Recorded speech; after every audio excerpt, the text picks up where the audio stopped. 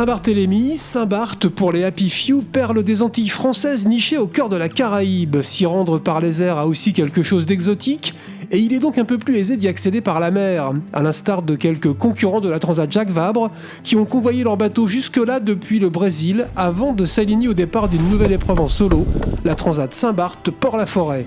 7 concurrents aux expériences diverses sont concernés, et pour certains on peut parler de véritable baptême du feu. Ça va être ma première course en solitaire à bord d'SMA et les qualificatifs pour le Vendée Globe, donc c'est vrai que c'est une échéance très importante. De faire une transat en solitaire, je pense que c'est une bonne façon de conclure cette année d'apprentissage. Enfin, en tout cas, moi j'y apporte beaucoup d'intérêt. Une qualification pour le Vendée Globe, il est là le principal intérêt recherché par chaque participant. Alors que faut-il faire au juste pour se qualifier ? Il y a 2 points importants pour être qualifié au Vendée Globe. Qualifier son bateau et qualifier le bonhomme. Pour qualifier le bonhomme, il me semble, avoir participé à minima à un Vendée Globe ou alors avoir fait à minima une transat en course en solitaire. N'ayant jamais fait de Vendée Globe, du coup, je vais me reporter finalement sur le deuxième point qui est de faire une transat en course en solitaire. Et dans un deuxième temps, il s'agira de qualifier le bateau et pour qualifier le bateau, il faut faire 1500 milles en course sur son bateau.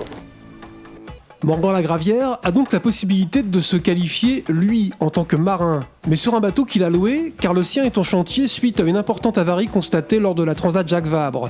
Pour qualifier Safran, son bateau, il devra prendre part à une autre épreuve l'année prochaine. Comme pour Morgan-la-Gravière, l'objectif de Thomas Ruyant est d'obtenir sa qualif.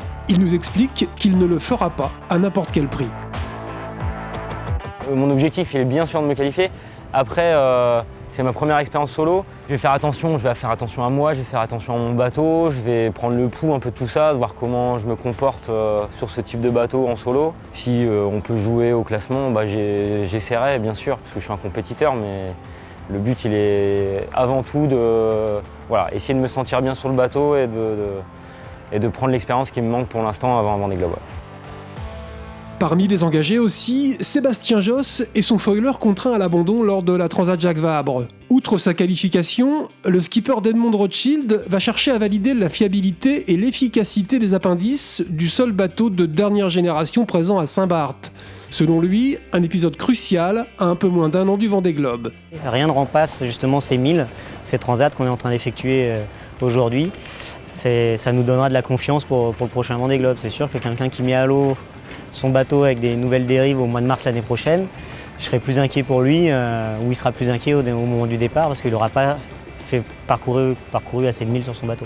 En attendant le 6 novembre 2016, revenons au 6 décembre 2015, jour de départ de la Transat Saint-Barth Port-la-Forêt, dont Jacques Carès expose les caractéristiques. C'est une transat bien engagée puisqu'elle est quand même dans une situation hivernale, donc un départ des Antilles pour revenir sur l'Europe. Donc chercher les systèmes dépressionnaires au niveau de l'orthodromie qui fait passer un petit peu au-dessus des Açores. Donc en général des systèmes assez actifs. Donc une transat plutôt tonique avec une possibilité d'arriver entre 11 et 12 jours certainement sur l'Europe. En résumé, un parcours d'ouest en est avec des vents portants soutenus et une mer formée. Autrement dit, un scénario et un exercice intéressant en vue de la navigation dans le Grand Sud lors du prochain Vendée Globe.